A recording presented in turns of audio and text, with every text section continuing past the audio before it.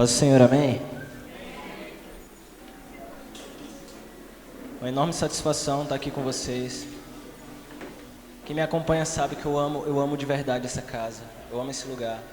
E para mim é uma honra, é um privilégio mesmo estar compartilhando um pouco daquilo que o Senhor tem nos confiado com vocês. Amém? Para você que trouxe Bíblia, abre a sua Bíblia em Apocalipse, no capítulo 22. Mas antes da gente ler, eu queria dar um aviso para vocês. No grupo da igreja, eu pedi para o Guilherme enviar para vocês um material. É um costume meu, eu sempre faço isso, que é como se fosse o esboço dessa mensagem, porque eu acredito que eu escrevo melhor do que eu prego. Então, se alguma coisa ficar confusa daquilo que eu falar, esse material vai esclarecer para você. É um arquivo em PDF, ele é muito leve, ele tem poucas páginas, não é nada muito tenso, não é nada muito complicado. E se você quiser acompanhar a mensagem por meio desse PDF, fique à vontade. Mas você que não vai conseguir acessar, não tem nenhum problema. Só abra sua Bíblia em Apocalipse, capítulo 22. Nós vamos fazer uma leitura a partir do verso 16. Amém?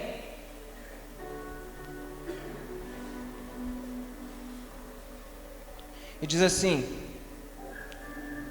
Eu, Jesus, enviei o meu anjo para vos testificar estas coisas nas igrejas. Eu sou a raiz e a geração de Davi, a resplandecente estrela da manhã. E o Espírito e a noiva dizem: vem.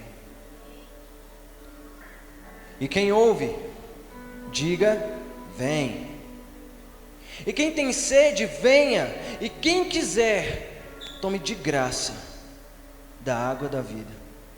Porque eu testifico a todos aquele que ouvir as palavras da profecia desse livro, que, se alguém lhes acrescentar alguma coisa, Deus fará vir sobre ele as pragas que estão escritas nesse livro.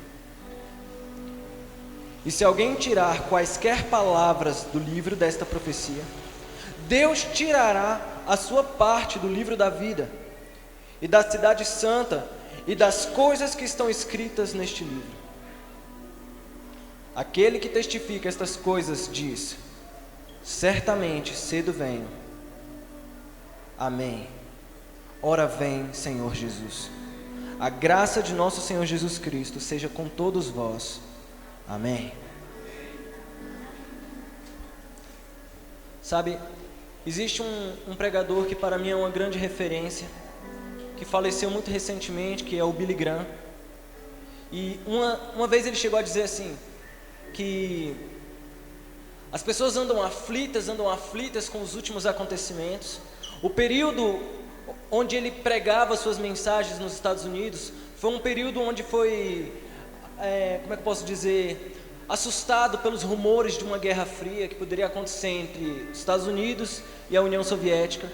Então as pessoas andavam politicamente tensas e chegavam a ele como pastor e falavam assim: pastor, eu estou aflito, eu estou sentindo, sabe, que os tempos são maus e eu não estou sabendo reagir bem a isso, eu estou ficando estressado, eu preciso da sua ajuda para compreender esses tempos. Então Billy Graham, ele virou e falou assim: amigo, por favor, relaxa, fique calmo. Eu li a última página da Bíblia e eu sei que vai ficar tudo bem. Ele falou assim: pode ficar tranquilo, porque eu li a última página da Bíblia, então eu sei que vai ficar tudo bem. E sabe, nada faz mais sentido para a existência do livro de Apocalipse do que essa perspectiva. Uma perspectiva, na verdade, positiva e não ruim. Você conhece a história de Êxodo, o livro do Êxodo? E lá conta ali mais ou menos como que Deus fez de forma milagrosa a saída do povo de Israel do Egito. Amém? Só que é muito comum eu ouvir, até na boca de cristãos, as pessoas falarem assim: não, mas Jesus ou Deus tirou as pessoas do Egito por meio de 10 pragas, certo? E na verdade não está errado. A grande questão é a perspectiva que você usa para ler esse texto. Por quê? Porque aquilo era um milagre da parte de Deus para retirar o seu povo de um lugar de cativeiro. Então, na verdade, você dizer que se tratam de pragas não faz muito sentido, porque praga era para o egípcio.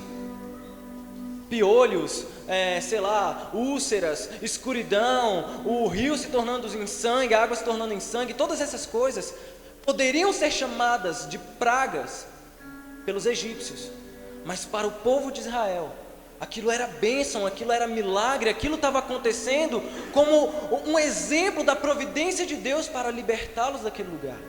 Então, por exemplo, quando você olha o livro do Apocalipse, você vê que ele é muito estranho, ele é muito esquisito, porque fala sobre uma besta com chifres que emerge do mar, da terra, e montanhas que caem do céu, e trombetas, e taças, e tantas coisas que é tão difícil de entender, e você olha para aquilo e fala, misericórdia. Esse é um livro terrível, os últimos dias serão dias péssimos. Eu não quero passar por dias assim.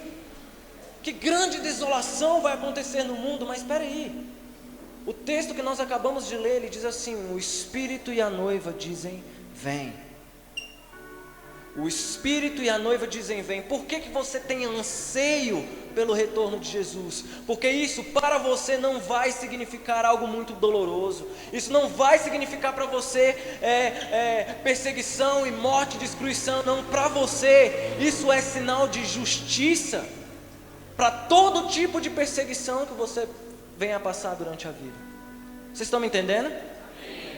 Então, eu queria convidar você a redesenhar a perspectiva que você vai interpretar o fim dos tempos. Até porque as previsões não são tão positivas, mas aquele que vencer, eu darei a coroa da vida. Aquele que vencer, eu escreverei o seu nome numa pedra branca, cujo só eu e você saberá. Aquele que vencer, eu darei de comer do maná escondido. Aquele que vencer, é assim que Jesus trata. Não é à toa que o livro de Apocalipse começa com uma aparição gloriosa de Jesus. Não é à toa. Jesus ele estava querendo remover da nossa mente aquela característica ensanguentada, morta, frágil e humana. Não, ele se apresenta no dia de hoje como aquele que tem os olhos como chama de fogo, os pés como um latão reluzente, que tem uma veste branca mais alva do que a neve, aquele que carrega uma couraça de justiça, aquele que a sua voz é como o som de muitas águas, e que o aspecto do seu rosto é semelhante ao sol quando na sua força resplandece. Esse é o Jesus que nós adoramos. Você consegue compreender isso? Amém. Eu fiquei muito feliz ao saber que vocês estão caminhando em séries, que a cada domingo, acredito que esse mês vocês estão aprendendo coisas novas a respeito de um eixo. Eu pude ouvir pela internet quando a Karen pregou sobre frutificar do Espírito, não é? E esse ano vocês estão falando, esse mês vocês estão falando sobre Maranata. Eu fiquei muito feliz, porque é um tipo de discurso que eu quase nunca ouvi em um domingo à noite numa igreja. Eu quase nunca ouvi alguém com certa coragem para narrar um texto escatológico durante um culto de domingo. Falta-nos coragem, até porque é um tipo de leitura que envolve tantas visões diferentes, tantos teólogos bons e importantes que ainda não chegaram a um consenso a respeito do livro. E quem somos nós para estar devaneando sobre temas tão complexos, de uma era que ainda não vivemos? Às vezes a gente carrega essa sensação. Eu vou te falar, exatamente pela escassez de material escatológico nos cultos cotidianos, que a nossa fé se mantém rasa, se mantém frágil, porque caminhamos como se estivéssemos à deriva no meio de um oceano, sem destino, sem propósito, como se nada fosse acontecer. Então a sua fé vai sobrevivendo de domingo em domingo, e de conferência em conferência, e cada vez mais você vai tendo aquela vida inconstante, aquela montanha russa, onde você está bem com Deus e você está mal com Deus. Não, cara, eu quero dizer que existe um fim na história. Nós não caminhamos em círculos. Nós não estamos como o povo de Israel ali, sendo tratado no deserto em círculo. A gente tem uma terra prometida para chegar. Nós temos uma nova Jerusalém para povoar. Nós temos um destino eterno. E eu quero realmente te incentivar a caminhar em direção a esse lugar. Amém? Eu estava estudando um pouco sobre a palavra Maranata. E eu acredito que depois dessa série você já percebeu que Maranata não é uma loja de materiais de construção, né? Eu acredito que você sabe que Maranata não é uma livraria, que Maranata não é, sei lá, não sei, uma cafeteria gospel, não. Maranata significa, ora vem, Senhor Jesus. Ora vem, Senhor Jesus. Quando você olha, por exemplo, para a palavra, me surpreende que ela seja tão conhecida onde se pratica o evangeliquez, uma vez que essa palavra só aparece 2 vezes na Bíblia. É uma palavra que aparece só 2 vezes na Bíblia, uma vez dependendo da versão. A primeira vez que aparece está lá em 1 Coríntios 16, 22, e em Apocalipse 22, 16, que foi exatamente onde lemos. E por que essa palavra ela é tão conhecida se ela é tão pouco presente nas Escrituras? Por que você já ouviu, muito provavelmente você já ouviu uma canção a respeito disso, muito provavelmente você já ouviu uma palavra, ou já leu algum livro que cita isso, mas por que ela é tão pequena, ela quase não aparece na palavra?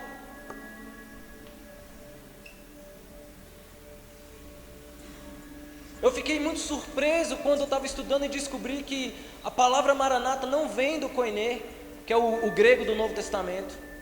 A palavra Maranata não vem do hebraico clássico. E também não vem do aramaico, que são os 3 idiomas que compõem a maior parte do conteúdo bíblico, não. Essa palavra ela é de um dialeto mesclado, um dialeto esquisito, que era muito pouco praticado, que quase não foi para frente, mas muito provavelmente foi o idioma que Jesus falou. As escavações mais recentes comprovam que nas províncias ali da Palestina, no período de Jesus, quando o Império Romano exercia sua influência como império, era esse o idioma que as pessoas falavam, mas ele era um idioma escravo. Ele não era o idioma, por exemplo, puro de uma nação assim constituída, não. Era um dialeto escravo. Significa, vem de 2 radicais, Mahen Atá, Maranata, que significa de forma literal, o Senhor vem. O Senhor vem. Sabe o que acontecia? Você vai ver muitas parábolas de Jesus, onde ele fala assim, olha, um certo senhor tinha alguns escravos e distribuiu entre eles alguns dons, alguns talentos, algumas minas, e a eles ficou incumbida a missão de multiplicar esse material, então ele vai. Aí o Senhor vem. Estão me entendendo? É minha filha, gente. É linda, né? Então o Senhor vem e ele exige um prestar de contas daqueles escravos. E você conhece mais ou menos o final da história? Quando 2 multiplicam, 1 enterra, e aquele que enterrou é condenado pelo seu Senhor. Por quê? Porque o Senhor veio. Em outra parábola fala assim, olha, um senhor ele foi para uma terra distante, e bem-aventurado será daquele que for encontrado agindo de forma diligente. Mas se porventura ele pensar, o meu senhor tarda em vir, e começar a espancar os seus empregados, e a não lhes dar a ração no tempo devido, em breve ele virá. E ai daquele que foi encontrado agindo assim, porque ele será excluído, levado para um lugar onde há fogo e ranger de dentes. Você conhece essas parábolas de Jesus? Todas elas falam sobre um Senhor que virá, como uma garantia do exercício da sua justiça. Por quê? Porque quando ele vier, nenhuma injustiça ficará impune. Nada debaixo do sol será oculto. Ele tem armazenado todo o clamor dos seus santos por meio de algumas taças. E é um recipiente, vai ter uma hora que ele vai chegar a um limite. E quando esse limite chegar, essas taças se derramarão sobre os povos, e ele executará o seu juízo. Não é à toa que a Bíblia diz que o sangue de Abel clama a Deus até o dia de hoje, porque o clamor dos seus santos, o clamor dos justos, está sendo armazenado, está sendo guardado, até o dia que essa taça, esse recipiente não dará mais conta de conter as lágrimas daqueles que foram perseguidos em nome dele. Vocês estão me entendendo? Amém. E sabe, é muito curioso que uma palavra que pertence a um dialeto escravo seja proferida por pessoas tão intelectuais e eruditas como o apóstolo Paulo, por exemplo. Não faz muito sentido. Eu não sei se você sabe, mas a última vez que Israel falou hebraico foi na era dourada da sua autonomia política. Foi quando eles tinham ali os seus reis, e ele tinha uma corte real com sacerdotes, com rainhas, e eles tinham autonomia sobre o governo, sobre o reino, até o dia que, no exercício do seu juízo, Deus libera Nabucodonosor para invadir Israel e sitiar aquele lugar e levá-los como escravos. Se você abrir sua Bíblia agora em Daniel, no capítulo 1, no verso 4, você vai perceber que por decreto real, o próprio Nabucodonosor faz questão de chamar os príncipes e os nobres, a fim de que eles aprendam os costumes da Babilônia e o idioma caldeu. Então foi nesse momento que a língua de Israel começou a perder um pouco do seu prestígio. O restante do povo, aqueles que não eram nobres, eles foram levados a fazer trabalhos forçados ali, a servir de mão de obra mesmo para o povo babilônio. E por 70 anos eles ficaram aprisionados a esse cativeiro, trabalhando e se relacionando, e como escravos não tinham o direito de falar a sua língua natal. Eles não tinham esse direito. Então, logo eles foram perdendo o jeito de falar hebraico, eles já não sabiam mais como falar. E eles foram mesclando o seu idioma com aqueles povos que ali estavam. Até que 70 anos depois eles retornam para Jerusalém. E desde então eles nunca mais foram livres. Eles nunca mais tiveram a sua autonomia política de novo. Passa-se a Babilônia, vem os Medo-Persas. Passam-se os Medo-Persas, vem os gregos. Passam-se os gregos e vem os romanos. E no meio de tanta escravidão, esse momento onde eles são subjugados por tantos povos, eles vão perdendo um pouco ali da sua característica como povo. E não foi só esse fenômeno que adulterou o idioma de Israel, mas um acontecimento histórico surpreendente, que foi a ascensão de um homem chamado Alexandre o Grande. Um poderoso grego que foi um dos maiores conquistadores da história, que estendeu o território e a cultura grega por todo o mundo antigo. Ele foi o primeiro a inaugurar o que a gente chama de anistia cultural. O que é anistia cultural? Eu vou te falar. Os povos antigos, eles lutavam assim. Lutavam dois povos e um perdia. Aquele que perdia era aniquilado completamente. Até na Bíblia você vê exemplos assim, onde o próprio Deus manda aniquilar um povo por completo. Por mando de Deus, Israel tinha que matar não só os soldados, mas também os civis, as crianças, as mulheres grávidas. Em muitos casos, até os animais tinham que ser aniquilados. Você vai ver, isso é muito comum na Bíblia e também era comum entre os povos do mundo antigo. Mas Alexandre o Grande, ele foi o primeiro a não fazer isso. Ele pegou e pensou: eu não vou aniquilar esse povo. É um custo muito alto trazer tanta gente para ser escravos, porque há um custo ali com alimentos, há um custo com roupas, com manutenção. Então ele pensou o seguinte: nós deixaremos os povos viverem, desde que eles absorvam os nossos deuses, a nossa língua, a nossa moeda, o nosso calendário e a nossa cultura. Exatamente por isso que a extensão das conquistas de Alexandre foram tão grandes. Porque ele pegou e globalizou o mundo antigo. Ele globalizou. Não é à toa que o Novo Testamento é praticamente todo escrito em grego. Você nunca se perguntou isso? Por que o Antigo Testamento é mais escrito em hebraico e o Novo Testamento é escrito em grego? Exatamente porque o universo missionário do apóstolo Paulo falava grego. Deus preparou de antemão um ambiente perfeito para que a mensagem do Evangelho fosse pulverizada.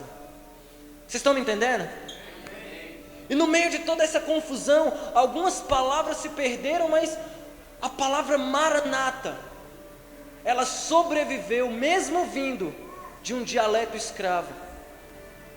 Porque alguns estudiosos confirmam que a palavra Maranata não era só um vocábulo, ela era uma expressão, e essa expressão comunicava uma grande garantia para todos os injustiçados: Ele virá e fará justiça aos seus santos. Então funcionava como uma espécie de senha. Lembra que eu te falei que só tem 2 vezes essa palavra na Bíblia? Lá no final de Coríntios, de 1 Coríntios, e no final de Apocalipse. Por que a palavra Maranata está nas considerações finais dos textos bíblicos? Por que a palavra Maranata está nas considerações finais? Porque não importava a quantidade de exortações que havia no texto, o apóstolo Paulo fazia questão de lhes garantir que Cristo virá. E isso não é uma má notícia, isso é uma excelente notícia.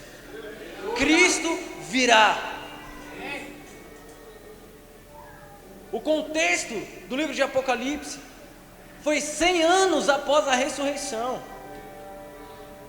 Quando João, ele escreveu o conteúdo do livro, ele estava isolado na ilha de Patmos. O último dos apóstolos, porque todos os outros já haviam morrido, todos. E agora ele precisava trazer uma mensagem de esperança para uma geração que viria, uma geração que ele não conheceu. Ele sabia que tinha uma responsabilidade para com o tempo. Ele falou: o Evangelho não pode morrer conosco. O Espírito Santo me deu garantias de que, apesar de tanta dor e flagelo, Ele virá. Ele virá.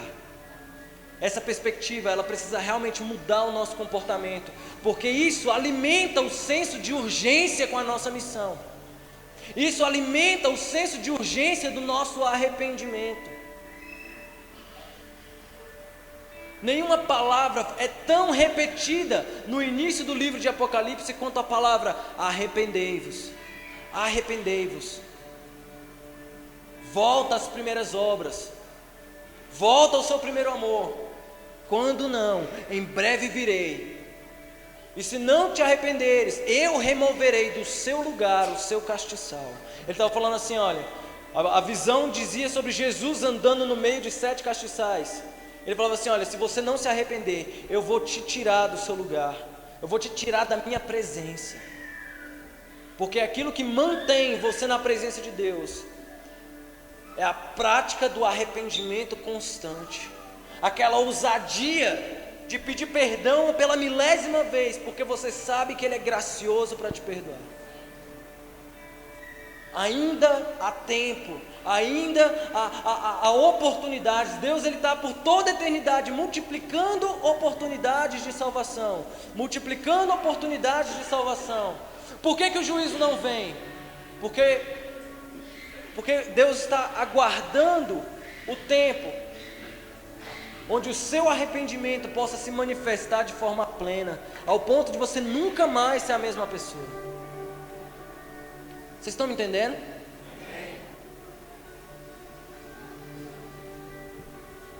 Eu acho poderoso que aquilo que Jesus deixa como senha, sabe? Aquilo que Ele deixa como uma palavra-chave, esteja no idioma de pessoas escravas. Porque somente os escravos ouvirão. somente os escravos ouvirão.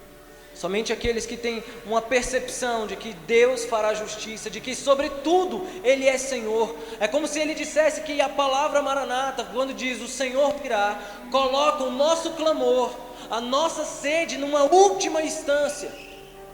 Você acompanha o noticiário político, você sabe como funciona no Brasil. Você é acusado de um crime, você responde na primeira instância. Aí você é condenado, você pode recorrer a uma segunda instância. E quando você é condenado ainda assim, você pode recorrer a uma terceira instância. E a palavra Maranata, no ouvido daqueles escravos, estava soando assim: Deus é a instância máxima do meu clamor. É a Ele quem eu vou recorrer como minha última e minha única saída. Porque Ele é o meu refrigério, Ele me deu garantias. A mensagem que o mundo escuta e mais ignora é a do retorno de Jesus, porque isso parece uma fábula, isso parece um mito, isso parece uma mentira.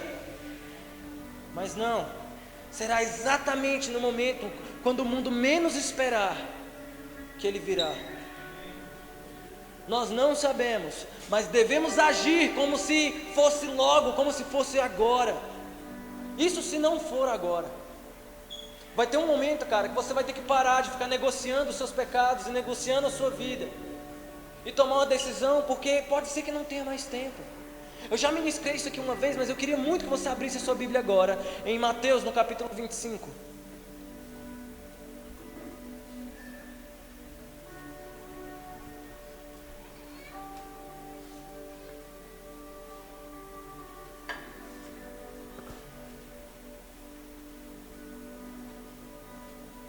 Mateus no capítulo 25.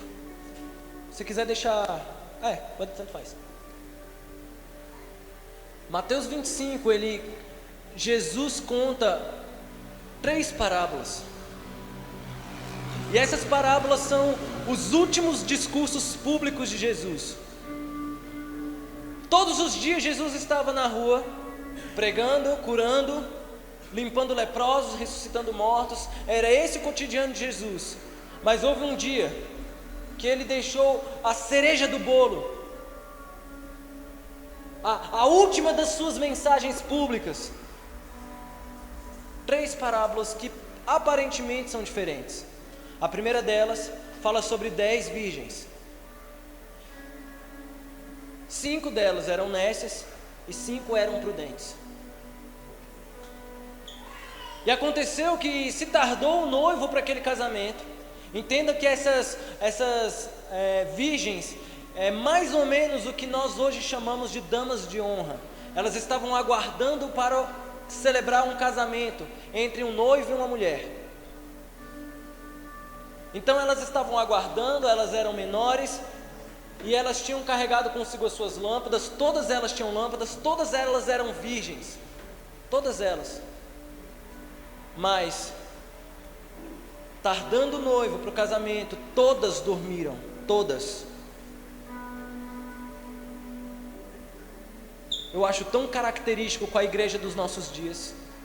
Todos dormindo, todos agindo como se o noivo não viesse, todos buscando um pouco do seu próprio conforto. Ele tarda em vir.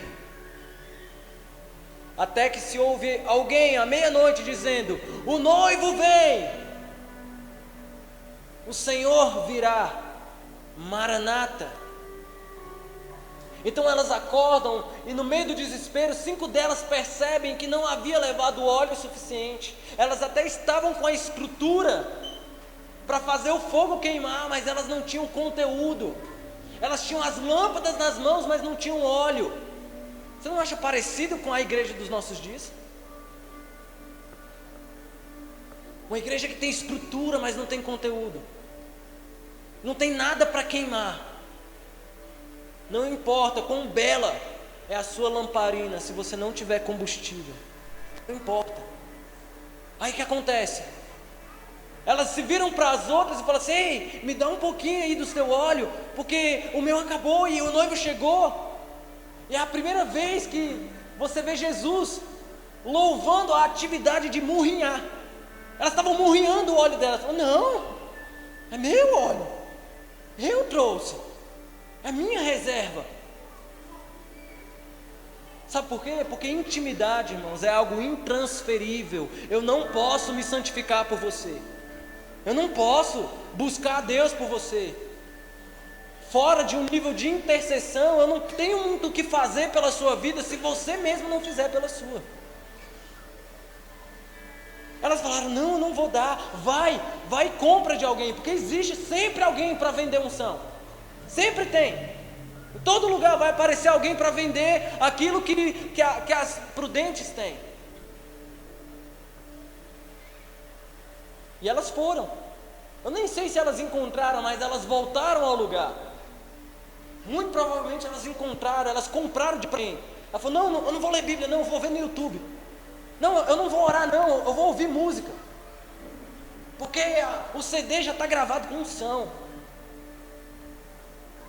Aí você fica tentando escorar a sua espiritualidade na vida espiritual de outro. Mas não dá liga, não funciona. E acontece que quando elas se aproximam, o portão está fechado. Então você imagina, sabe aquelas casas que tem uma porta aqui, tem um portão lá na frente, e elas lá de longe, elas estavam gritando, ei, abre-nos a porta. Aí o noivo vai e abre assim e fala, bicho, está tudo escuro. Cadê a luz dessas pessoas? Vão embora, eu não conheço vocês. Não, mas nós viemos para o casamento. Ele falou, não, eu não conheço vocês. E vai e fecha a porta. É um desenho, talvez um dos mais claros sobre o retorno de Jesus. A deficiência das imprudentes foi o despreparo. Elas estavam despreparadas para recebê-lo. A segunda parábola desse combo de parábolas é a parábola dos talentos, onde um senhor, ele tendo 3 escravos, ele divide alguns recursos entre eles, e a um ele dá 5, a outro ele dá 2 e a outra ele dá 1. Então ele vai para longe, e aquele que tinha 5 multiplicou seus talentos ao ponto que conseguiu 10. Aquele que tinha 2 multiplicou seus talentos ao ponto que conseguiu 4. Mas e aí? Aí o terceiro pegou e falou assim, olha, Deus me livre de correr o risco de perder o dinheiro do meu Senhor. Eu sei quem Ele é. Ele é um cara terrível. Ele é muito mau. Ele colhe onde Ele não planta. Ele cega onde Ele nem semeou. Eu já sei o que eu vou fazer. Eu vou enterrar o meu talento. E eu vou deixar ele lá escondido. E vai ser que assim que ele voltar, eu vou desenterrar e vou limpar e vou entregar para ele. E foi exatamente assim que ele fez. O Senhor, ele pegou e foi prestando conta com seus escravos. E ele pegou e foi falando, servo bom e fiel, porque você foste fiel num pouco, no muito eu vou te colocar. Servo bom e fiel. Quando chega nele, ele fala assim, ei, e você? Ele falou, não, Senhor, eu sei quem você é. Você é um cara terrível, você é um cara mau. Eu, sabendo disso, não ousei correr um risco de administrar de forma nécia os seus recursos. Eu enterrei. Aí agora eu limpei e toma aqui o que é seu. Aí ele fala assim, servo mau e negligente. Melhor seria se eu tivesse depositado parte dos meus recursos no banco, porque assim pelo menos os juros eu iria cobrar, mas nem para isso você serviu. Você conseguiu ser pior do que o BRB. Como você conseguiu fazer isso? Não, sai da minha frente, leve ele para lugar onde há trevas e ranger de dentes. E essa parábola é mais do que óbvia. O problema desse não foi o despreparo, porque na verdade, se você for ler o livro de Provérbios, você vai ver diversas recomendações que dizem coisas como, se você não tiver seguro para investir, não invista. Se você não tiver seguro de fazer um investimento, não faça. Então ele não agiu de forma antibíblica, ele agiu de forma coerente. Qualquer investidor que for um pouco precavido, ele faria coisas semelhantes, mas o problema dele foi a negligência. Ele tinha o suficiente para fazer e temeu os prejuízos de perder, da possibilidade de perder. E por isso ele resolveu não colocar em prática aquilo que Deus lhe confiou. A terceira parábola desse combo de parábolas já é uma parábola que é quase uma parábola assim, porque ela mistura elementos reais com elementos figurados. Então ele diz assim: quando o Filho do Homem vier e os teus santos anjos com ele, então ele dividirá as nações diante dele, assim como um pastor que separa as ovelhas e os bodes. Então ele se virará para as ovelhas e dirá: vinde benditas de meu Pai, e possuo o reino preparado para ti desde a fundação do mundo, porque eu tive fome e vocês me deram de comer, eu tive sede e vocês me deram de beber, eu estava doente e você me visitou, eu estava nu, largado no frio, morrendo de dores por todo o meu corpo, e você veio até mim. Vinde, entre no teu descanso. Até o ponto que algumas das ovelhas pararam e pensaram, falaram assim: Senhor, eu não queria atrapalhar não, mas tem alguma coisa errada com isso, porque sinceramente eu não me recordo disso, eu não me lembro. Quando que nós te demos de comer? Quando você teve sede, nós te demos algo de beber? Quando? Eu não me lembro de você ter ficado com frio e eu não fiz isso. Eu não mereço nada, Senhor. Eu sei quem eu sou. Eu sou um pobre desgraçado. Eu não mereço não, Senhor. Dá para outro. Então ele fala assim: ei, calma. Tudo aquilo que vocês fizeram para o menor dos meus pequeninos, vocês fizeram para mim. Vocês fizeram sim. Entrem no seu descanso. Então elas foram e entraram no descanso.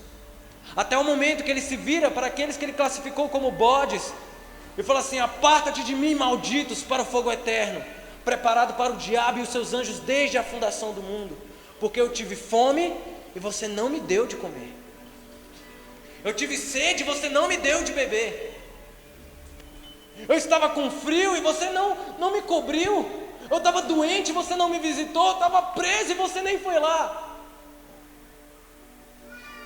Aparta-te de mim. E nesse momento, alguns daqueles representantes olharam para assim: Senhor, desculpa, mas eu tenho certeza que está havendo algum engano. Só pode ser algum engano, porque eu me lembro de ter frequentado o culto no domingo à noite, do dia 17, lá na Cia Church. Eu estava lá e eu dei sim algo para você comer. Eu estava lá. Eu me recordo sim de ter dado algo para você beber. Eu dizimei, eu ofertei, eu até cantei as músicas legais. Eu participei de todas as vigílias. Eu tenho certeza daquilo que eu fiz. Então, ele se virará e falar assim: tudo que vocês não fizeram para o menor dos meus pequeninos, vocês não fizeram para mim. Eu não sei para quem vocês estavam fazendo, mas para mim não foi. Para mim não foi.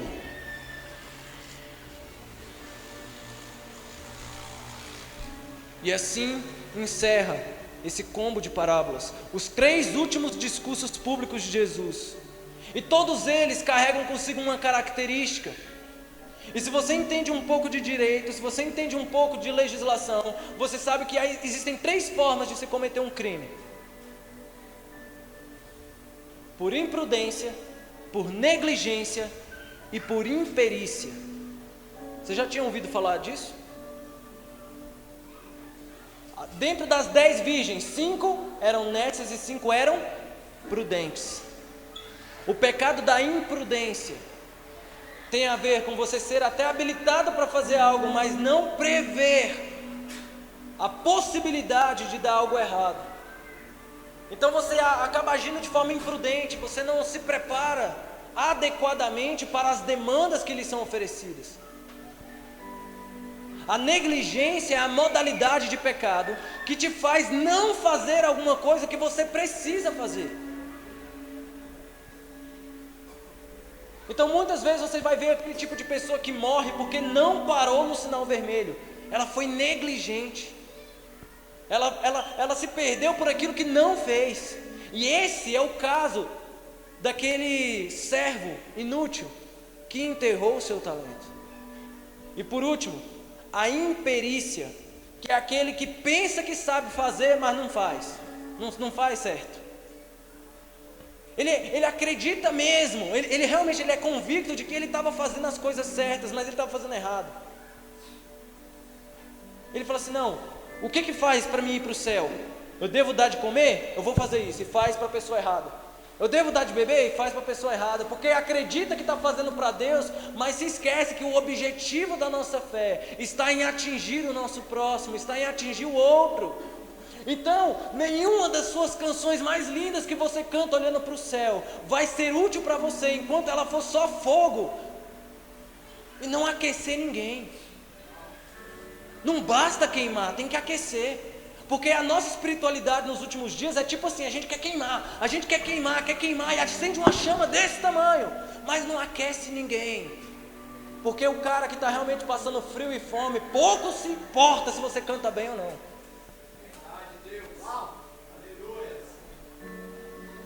A grande questão é que se a gente olha para os últimos dias, se a gente percebe que eles estão próximos, que não há nenhuma advertência que mais se repetiu na palavra do que aquela: ele virá, ele está vindo, em breve ele virá e regerá as nações. Quando o Filho do Homem vier e os seus santos anjos com ele, a Bíblia está dizendo isso o tempo todo, o tempo todo. Você não tem mais o direito de viver como se a sua espiritualidade não fosse te levar para lugar nenhum. Existe objetivo na nossa fé. Vocês estão me entendendo? Não se trata mais de perder tempo discutindo pré-milenismo, pós-milenismo, amilenismo, pré-tribulacionismo, mesotribulacionismo. Não, cara, não é tempo mais de se perder em coisas tão ridículas. Uma vez que ele virá, e o seu posicionamento escatológico não fará diferença nenhuma no dia que você perceber o som da primeira trombeta. Eu queria que você abrisse a sua Bíblia em Jeremias, no capítulo 32. Eu queria pedir para a banda já subir.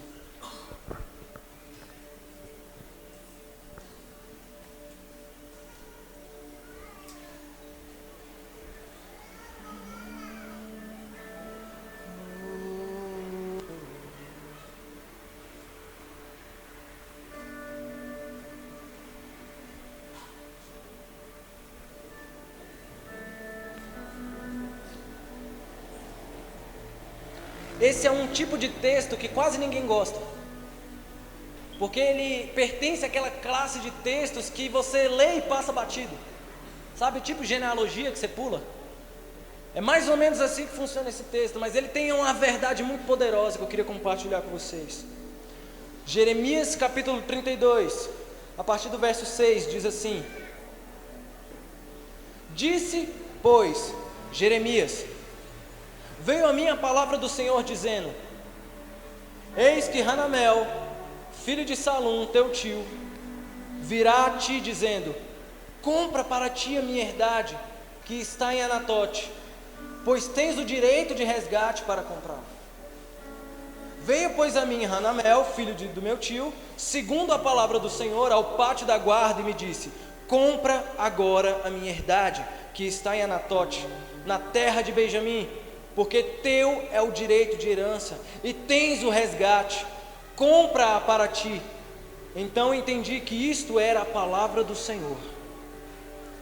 Comprei, pois, a herdade de Hanamel, filho de meu tio, a qual está em Anatote, e pesei-lhe o dinheiro, 17 siclos de prata.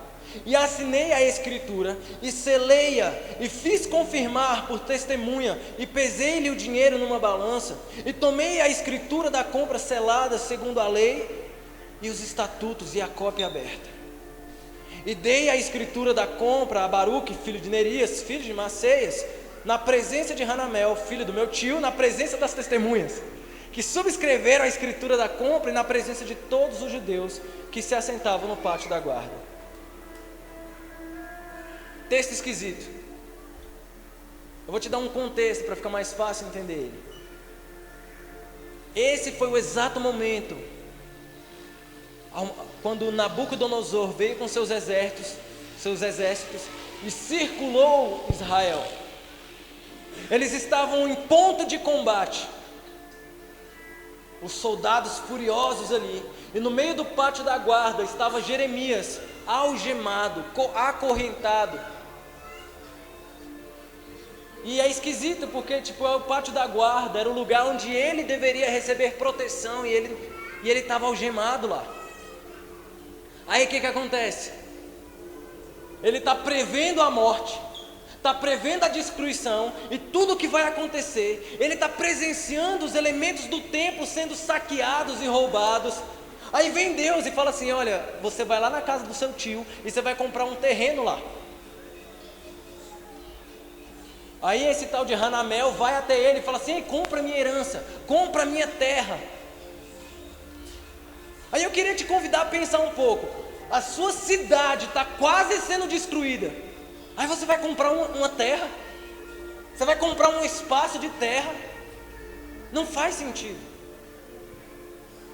E quando o Jeremias estava questionando ali que ideia de jirico é essa de comprar uma terra, aí ele entendeu que se tratava da palavra do Senhor. Ele, opa, é a palavra do Senhor que está dizendo para mim. Então ele vai e obedece ao Senhor. E ele vai lá, assina a escritura, sela a escritura, entrega para o tabelião, e acontece todas aquelas coisas esquisitas que nós lemos. Isso está anunciando alguma coisa às nossas vidas. Abre a sua Bíblia agora em Apocalipse, no capítulo 1.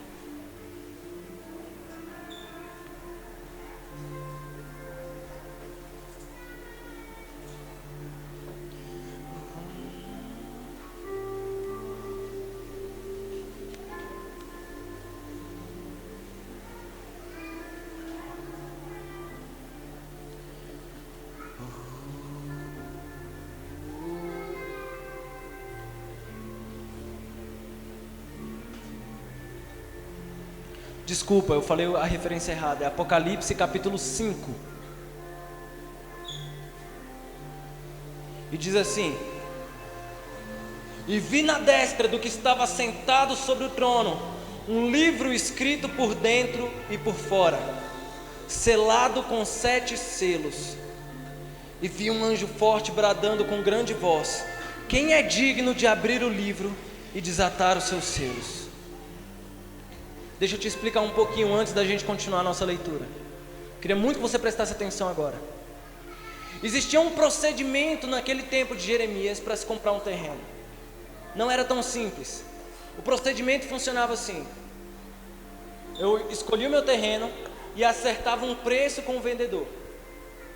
Então a gente redigia um documento em 2 vias, e tinha a minha assinatura e tinha a assinatura do vendedor.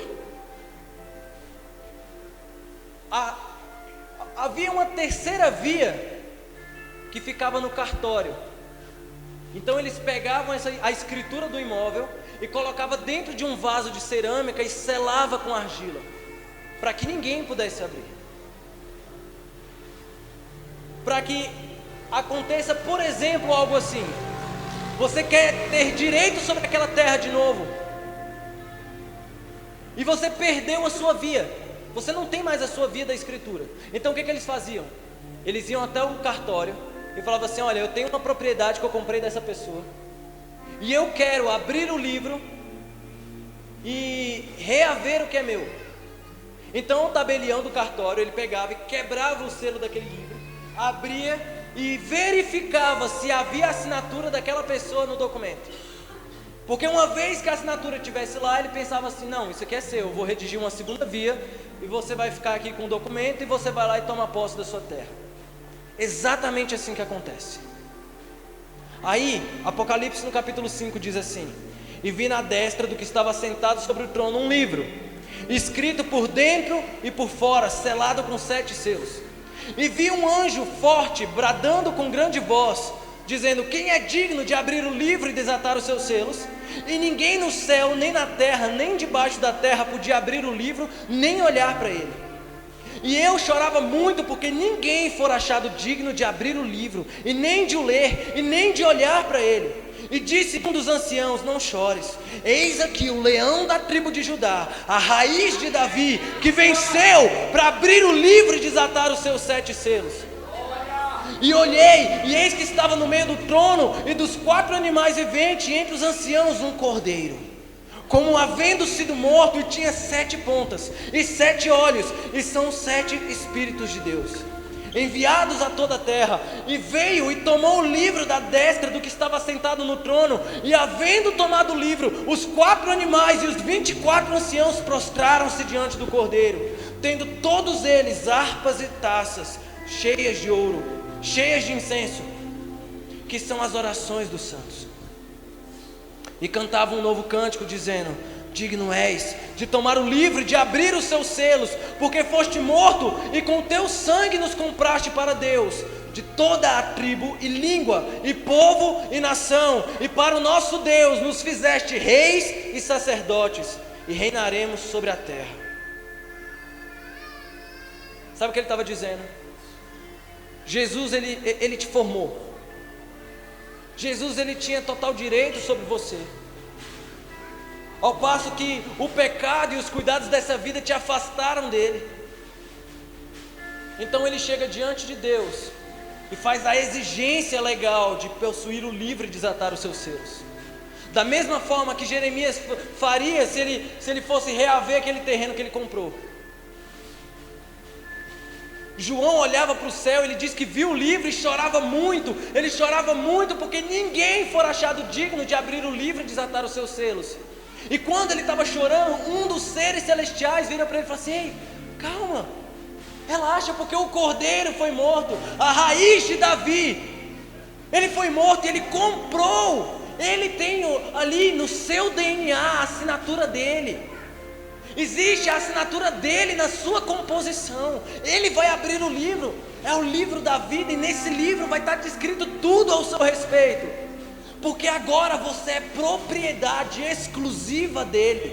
Você é propriedade dele.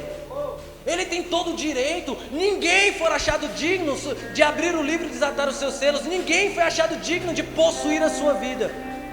Porque ainda que você tenha sido afastada da presença dele, afastado da presença dele, ele recobrou o direito sobre a sua existência.